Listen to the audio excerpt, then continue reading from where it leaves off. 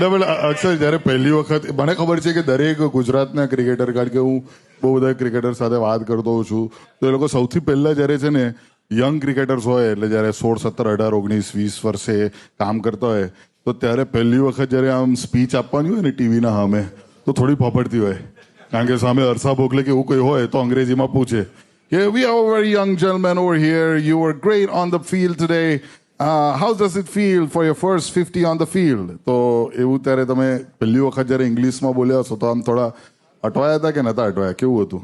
ના, પહેલા જઈને મેં એને પૂછ્યું, મેં કહ્યું તું શું પૂછવાનો છું? ઓફ ધ રેકોર્ડ પહેલા પૂછી લેવાનું, એટલે પછી આમ આન્સર થોડુંક રિવિઝન. રમવામાં બી સ્ટ્રેટેજી કરવાની, આમાં બી સ્ટ્રેટેજી. બોલતી વખતે તો ફ્રીલી બોલીએ કે ના બોલીએ આપણે.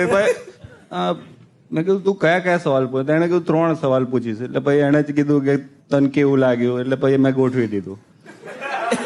તો એવું સમજી લો હું હર્ષા ભોગલે છું અત્યારે, અને તમને પ્રશ્ન પૂછું છું તમારા લાઈફ વિશે, તો તમારે જવાબ આપવાનો છે ઇંગ્લિશમાં. ઓકે?